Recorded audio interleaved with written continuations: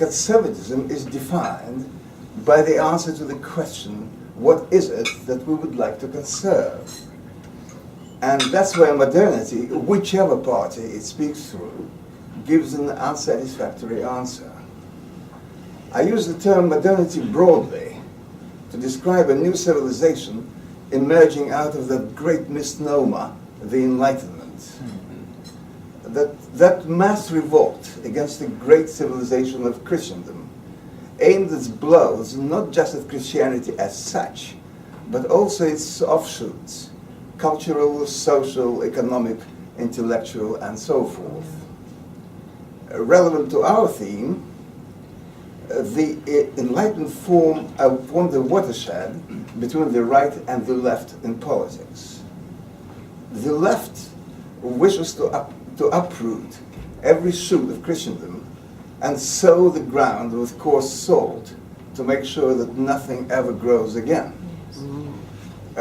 People I describe as real conservatives wish to conserve whatever is left of Christendom. That's why they feel about modernity the way trees feel about dogs, and pretty much for the same reasons. However, even most of them mysteriously have no quarrel with one Enlightenment product, unchecked democracy of universal suffrage, one vote for every man, woman, and increasingly child. No businessman in his right mind would run a company of 100 employees on the same principle, leaving it to the staff to decide the choice of suppliers, marketing strategies, capital investment, and sources of credit. Yet somehow it's felt that an infinitely more complicated challenge, that of choosing the people qualified to govern a country of 60 million, can be adequately met by a simple show of hands. This sounds counterintuitive. However, this exact mode of government has been perched at the top of the political totem pole, and like all idols, towers above not only criticism, but indeed serious analysis. It's regarded as the defining characteristic of today's West, usurping Christianity in that role. Democracy has become synonymous with liberty, justice, prosperity, and all good things in life. It's widely perceived as the only possible alternative to despotism. Supposedly, none other can possibly exist, or indeed has ever existed. This is a fallacy on many levels: historical, philosophical, logical, or empirically demonstrable. A few facts. According to Freedom House, the Washington-based think tank, in 2007, the world could boast 123 electoral democracies, up from 40 in 1972 and 0 in 1900. Thus say Victorian England wasn't a democracy. Presumably, it was therefore more despotic than today's supposedly democratic Colombia or Russia. Democracy as defined today is then barely 100 years old. That's why I suggest that people take with a grain of salt, and possibly a shot of tequila as well, Churchill's pronouncement that democracy is the worst form of government, except for all those other forms that have been tried from time to time. As an Edwardian, Churchill formed his idea of democracy at a time when, according to Freedom House, democracy didn't exist. Both a staunch monarchist and a committed parliamentarian, Churchill clearly didn't believe he was living a double life. To him, there was no contradiction in a strong monarchy being balanced by an elected lower house, with the hereditary upper chamber making sure the balance didn't tip too much either end. That was the essence of England's ancient constitution, one that so many Americans claim doesn't exist because it hasn't been written down. In fact, a written constitution is a bit like a prenuptial agreement, stipulating the frequency of sex, If you have to put it down, you might as well not bother. If the Constitution isn't already written in people's hearts, a written document will be useless. If it's indeed written there, a written document will be redundant. Churchill's other epigram on the subject of democracy is truer to life. The best argument against democracy is a 5-minute conversation with the average voter. Tocqueville believed that democracy, which he once described as the tyranny of the majority, was the unique property of the United States from the word go. Yet America's founders hardly ever spoke of it, at least not in any positive sense. For example, Thomas Jefferson, not widely perceived as an enemy of progress, once observed that, quote unquote, a democracy is nothing more than mob rule, where 51% of the people may take away the rights of the other 49. 51% is, of course, a pipe dream nowadays. Today, it often takes merely 30% or even less to confer practically dictatorial powers on a small elite. The word democracy gained some currency only towards the end of the 19th century, when America began to pursue imperial objectives outside the Western Hemisphere. Yet Lord Acton wrote at roughly the same time that the main conflict during the French Revolution was a great struggle between democracy and liberty, thus suggesting that the two terms, so often uttered in the same breath, just might be mutually exclusive. Mm-hmm. Even during the First World War, President Wilson utterly befuddled all combatants by defining the objective of the conflict as making the world safe for democracy. The 20th century is thus the first in which democracy became accepted as a sine qua non of political virtue. Yet one has to acknowledge ruefully that the balance sheet of what the publisher Henry Luce called the American century isn't unambiguously glorious. More people were killed in that century than in all other centuries of recorded history combined. Only some of the carnage can be ascribed to sophisticated weaponry.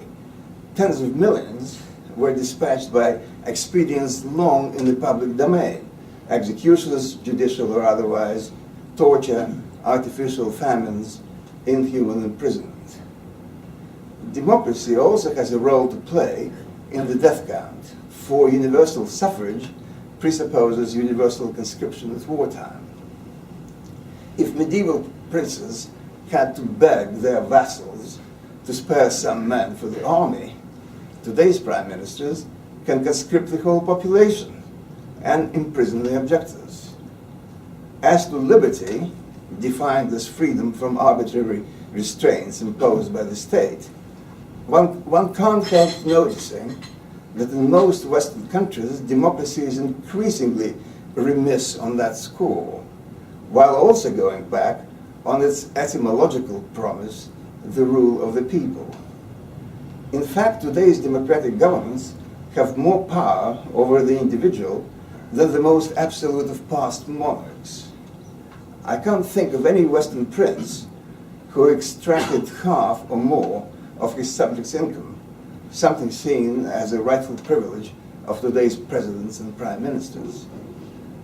Nor can I think of any English king who, even had he wanted to, would have been allowed to toss away his realm's sovereignty, something that democratic Tory, which is to say conservative administrations, have been able to do with blithe ease. Yeah. While each great document of English political history reduced the power of the state vis-à-vis the people, today's laws invariably do exactly the opposite. Modern governments preserve the sham of pluralism, but in fact theirs is the rule by simulacrum, something that looks like popular rule, but in fact isn't. The electorate effectively transfers dictatorial powers to its representatives, who are then free to act as autocratically as few autocrats ever did. On the surface of it, This isn't far from Edmund Burke's idea of Republican-style democracy. But that arrangement could work well only if real choice among eminently qualified candidates existed, as it did in traditional republics. In fact, there is none. The people are typically asked to choose which socialist party within a homogeneous political elite they'd rather have in power. In Britain, the choice between Labour full strength and Labour light, aka Tories, is the evil of two lessers.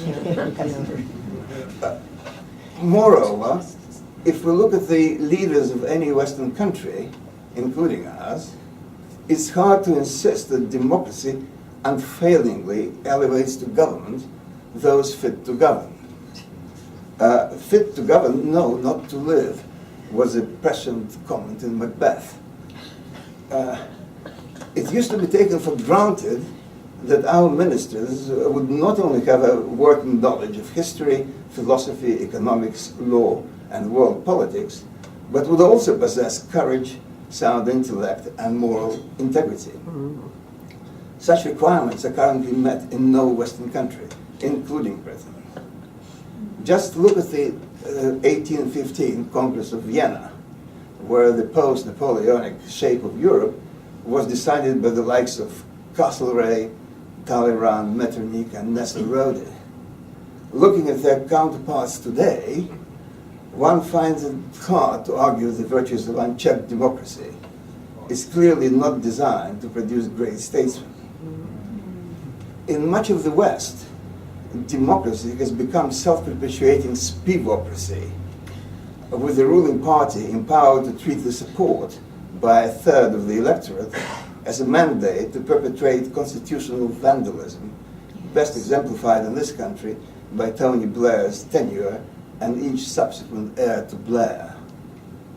Meanwhile, purveyors of democracy, of whom the neoconservatives, both American and ours, take pride of place, not only refuse even to consider other options internally, but insist that unchecked democracy is a panacea for any country, regardless of its history, religion, or traditions.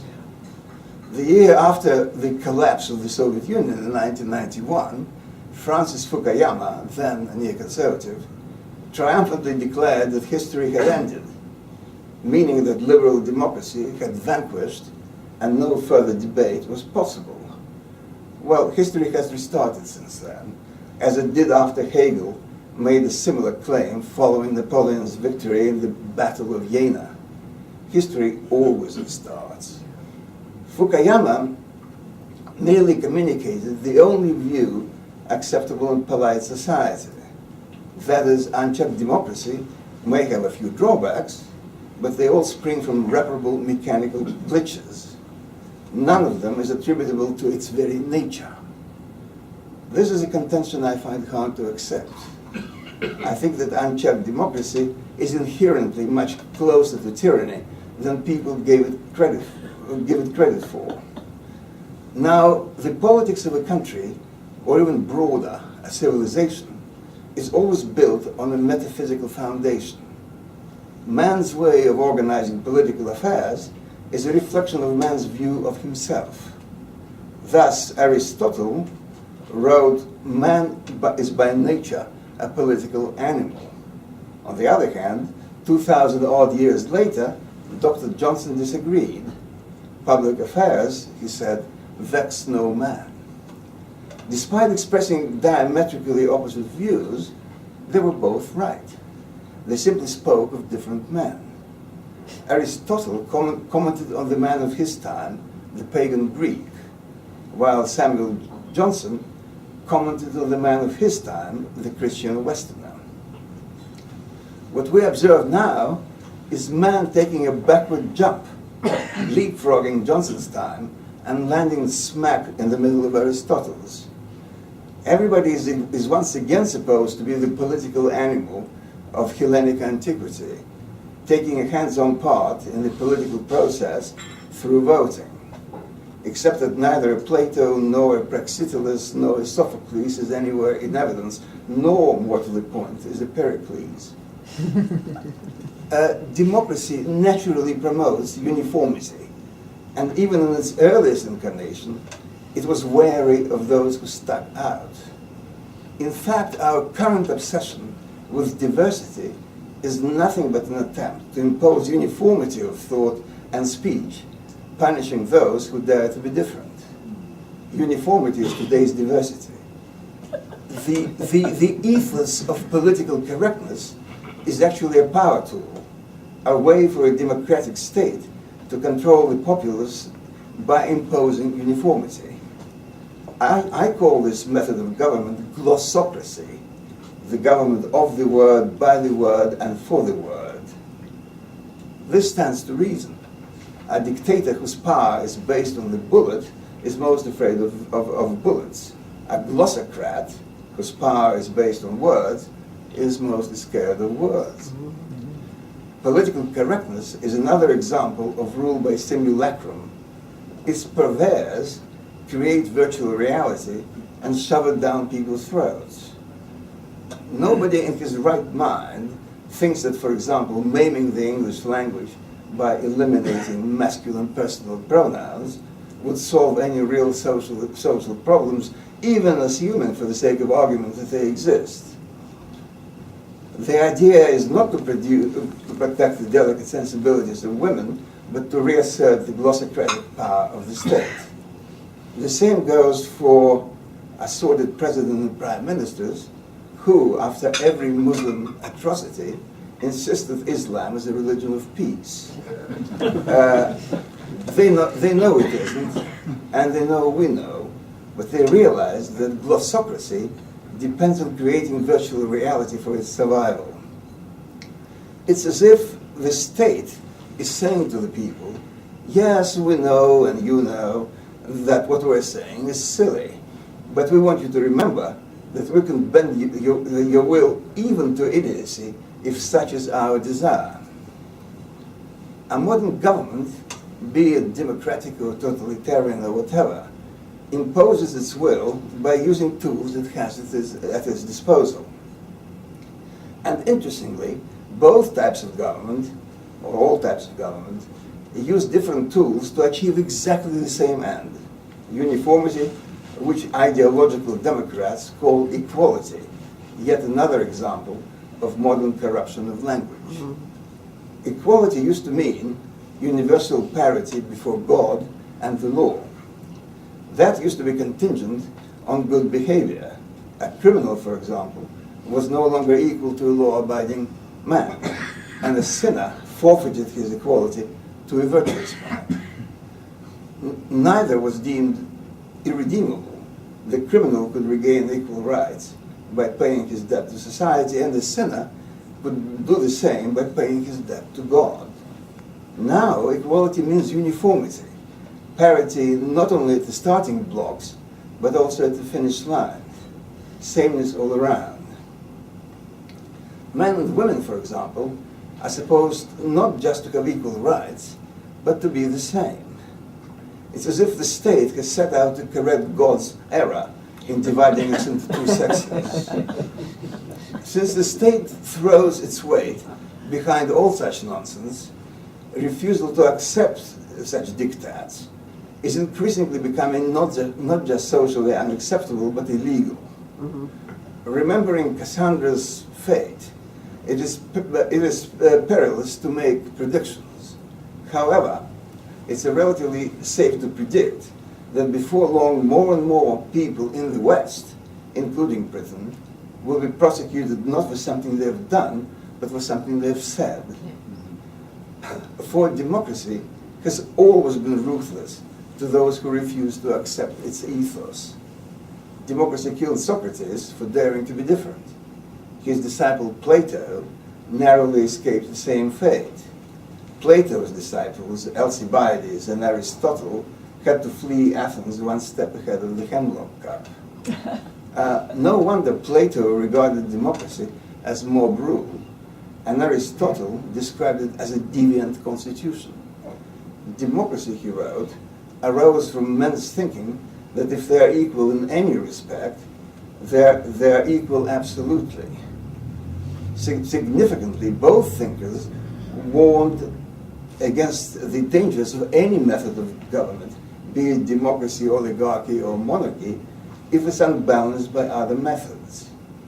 This understanding, later reinforced by just about every serious political thinker, from Machiavelli to Montesquieu to Burke, greatly affected the English constitution, based on the delicate balance of various interests and estates.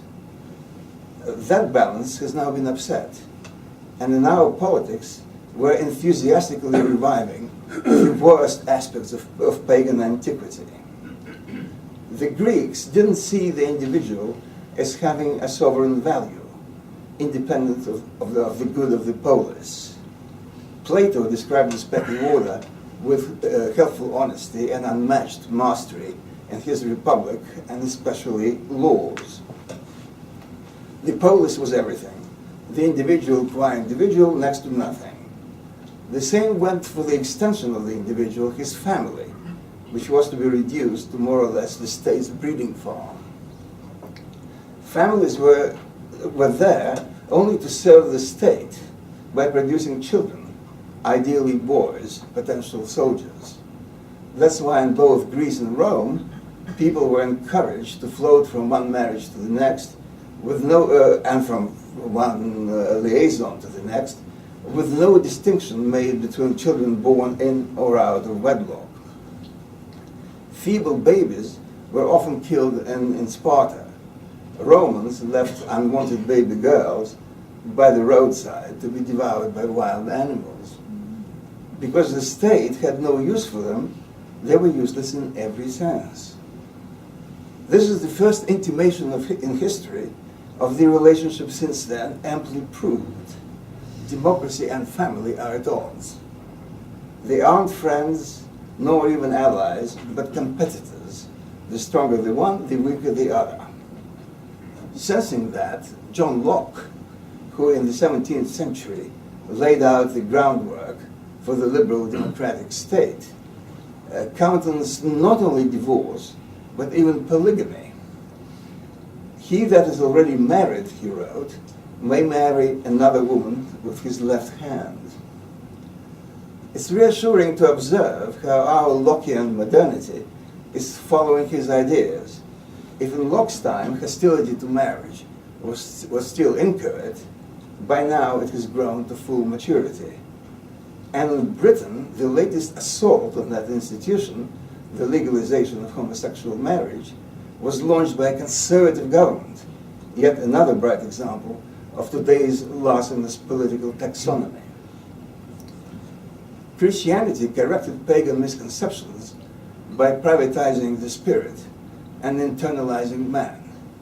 Human beings were no longer valued just because of their achievements, birth, or wealth, but simply because they were indeed human.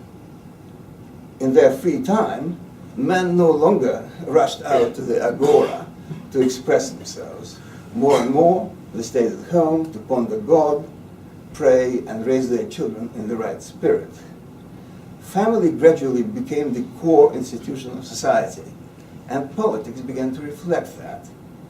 Individuals were protected from the state by a thick gasket of local institutions modeled on the family: parish, village commune, township, guild, assembly of elders. In time, those familial institutions assumed the role of the formulator, educator, and custodian of the social and moral order. It was such institutions that gave physical shape to the three pillars on which, according to Burke, government should rest: prejudice, which is intuitive knowledge; prescription, which is truth passed on by previous generations; and presumption, which is inference from the common experience of mankind. The power of the traditional, what I call organic, state attenuated as it moved from center to periphery. It tended to devolve to the lowest sensible level, and localism at least held its own against centralism. Such subsidiarity was not divisive, but unifying, since it went hand in hand with national solidarity. The nation was glued together by the adhesive of religion, culture, language, custom, and tradition, not by an omnipotent central state. That was the thinking behind the Elizabethan settlement, a vital milestone in the development of the English nation. It was mostly local government and its magistrates who, along with the church, were responsible for regulating society. The underlying assumption was that man was fallen and therefore fallible. Hence, each community felt it was incumbent upon it to enforce standards of behavior based on custom, experience, and God's commandments. Local institutions also checked the power of the next tier up, which in turn applied restraints to the power above itself, all the way up to the royal palace. The Middle Ages is a term now used mostly pejoratively, the epitome of obscurantism, savagery, and tyranny. People forget that it wasn't only great cathedrals, but also great universities that were founded in the Middle Ages. It was also during the Middle Ages that most political institutions of modernity originated. Tracing them back step by step, will arrive at their ultimate provenance in the Christian doctrine of the autonomous individual, which is the only proven premise for individual freedom. Excuse me.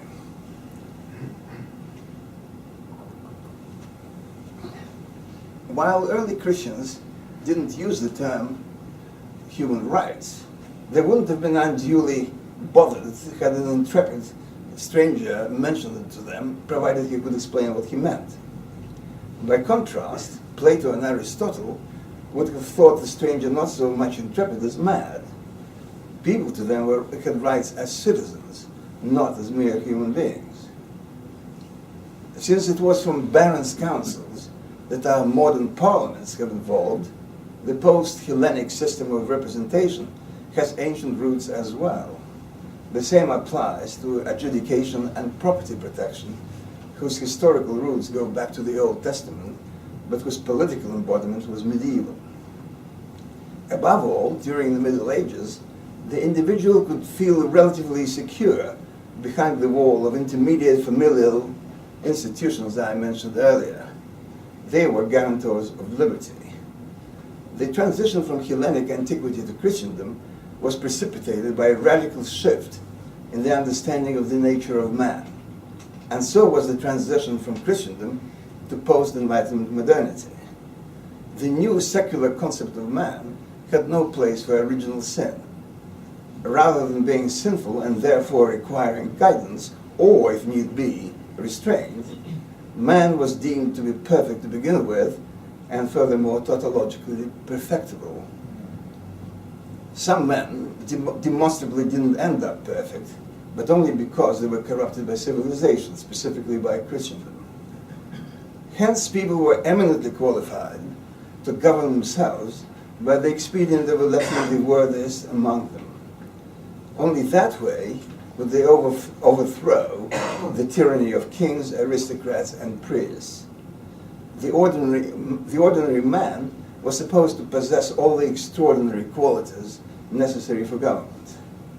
That was the pudding, and the proof was provided by two revolutions, American and French.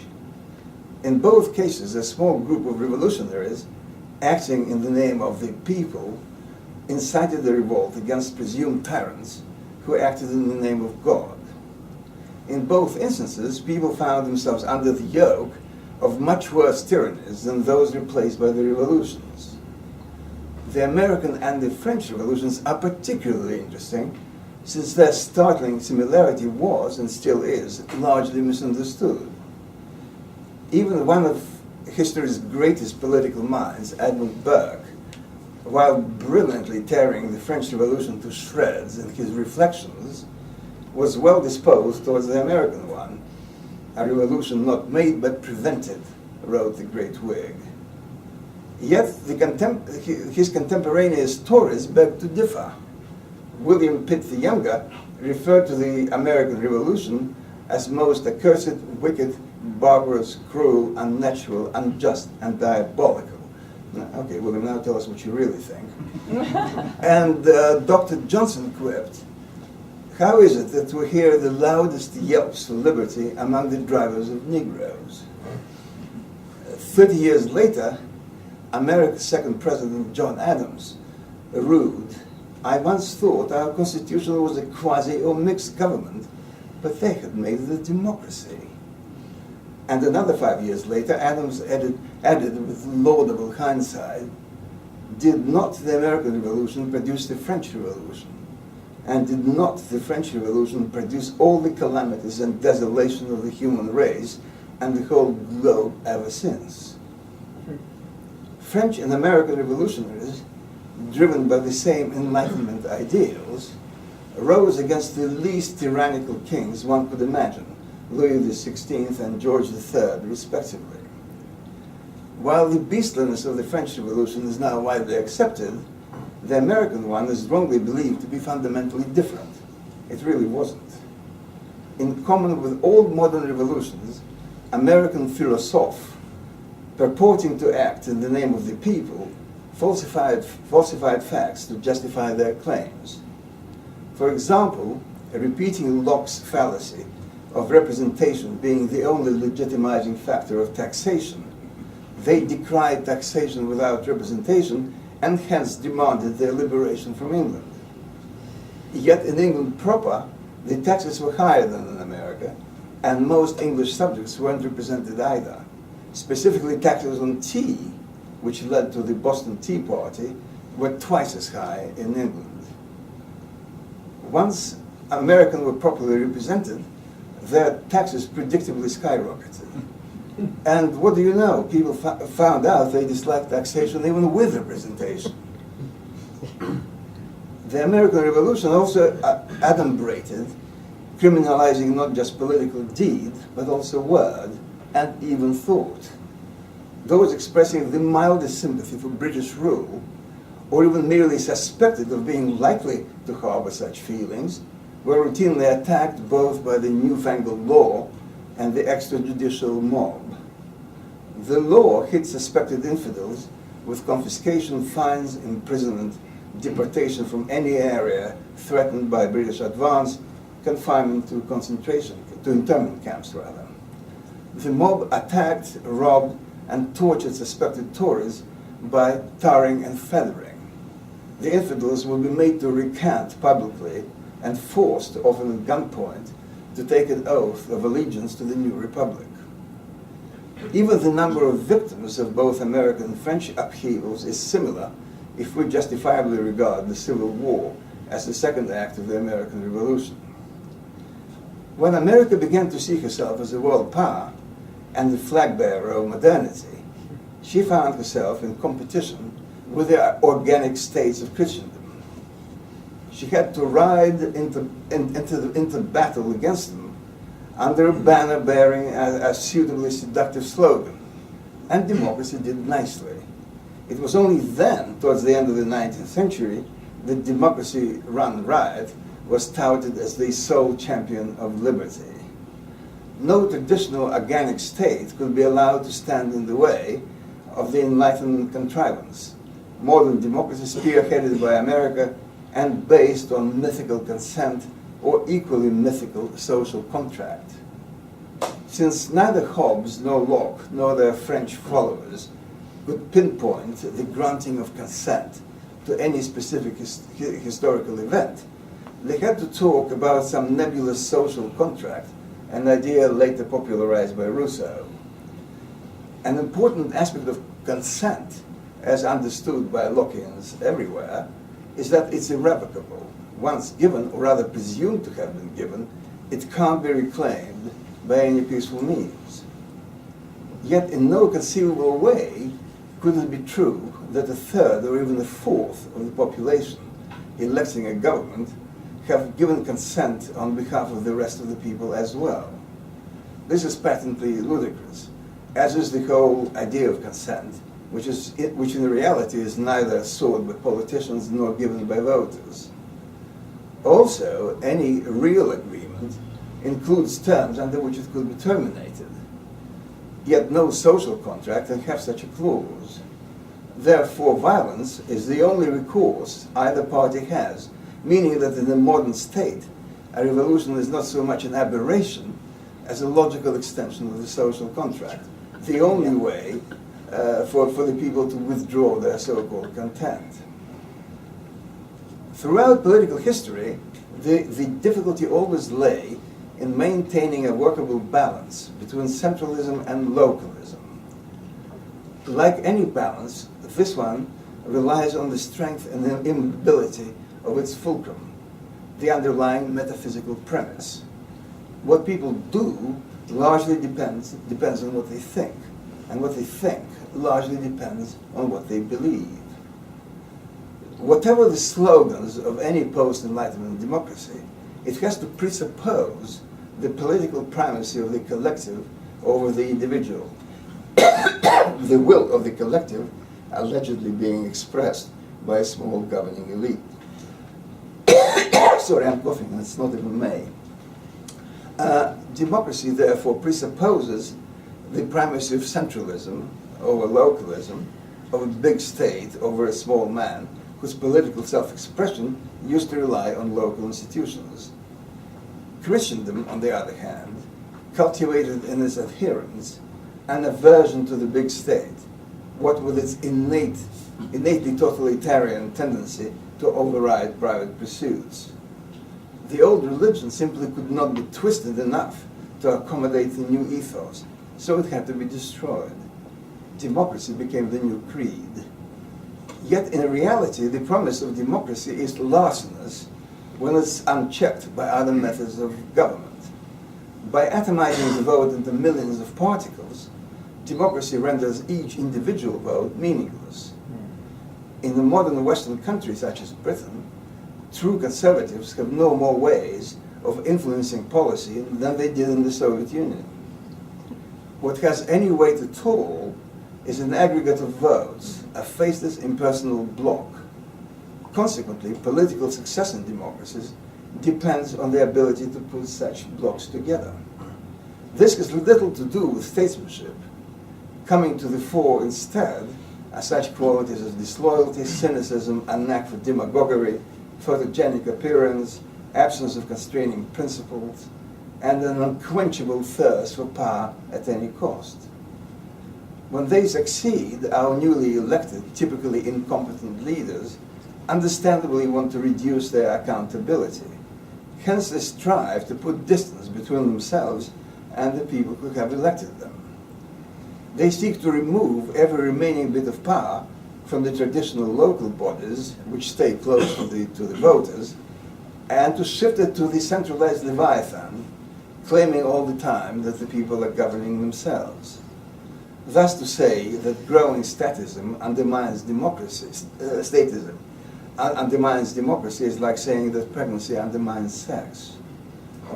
The subsequent transfer of power to international bodies, which is to say as far away from the national electorate as geography will allow, is a natural extension of the same process. Bitten by the bug of centralizing expansion of the state, the governing elite no longer wants to stop at the national borders. It has to remove itself even further from the people who gave it power. This partly explains the otherwise inexplicable rise of the downright wicked European Union. The EU isn't so much a threat to modern democracy as its direct consequence.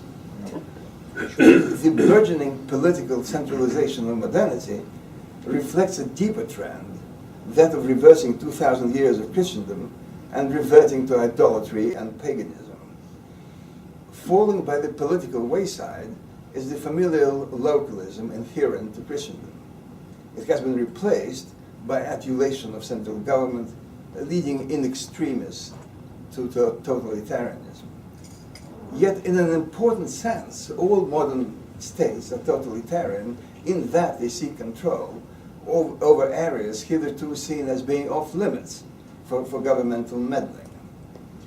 In the Anglophone West, particularly, the entire complexity of political life has been reduced to the democratic-undemocratic dichotomy. This results in appalling errors of judgment. Look, for example, at how Tony Blair et al. effectively drove the last nail into the coffin of England's ancient constitution based on the balance between the elected power of the Commons and executive power of the Crown, with the hereditary House of Lords making sure the balance doesn't tilt too far to either end. People remained largely indifferent to that vandalism because they had been brainwashed to accept the argument that the Lords was lamentably undemocratic, which of course is its whole point. Undemocratic means impervious to party political pressures, which is exactly what the House of Lords is supposed to be. The same goes for foreign policy, for we've been tricked into believing that any country where people vote is good by definition, and vice versa. This makes us vulnerable to deception. Numerous Middle Eastern and African tyrannies have learned that if they scream democracy with histrionic conviction, the West will pay them in coin. And if they don't, the payment may come in the shape of drones and bombing raids. Also, by eagerly accepting at face value the canard of democracy in a klepto-fascist Russia and trying to impose democracy on the Muslim world, our spivocratic leaders have made our own world extremely dangerous.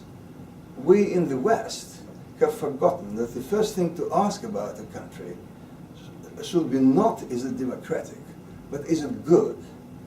Thinking that the two are synonymous is intellectually feeble and, what's worse, morally indefensible. Thank you.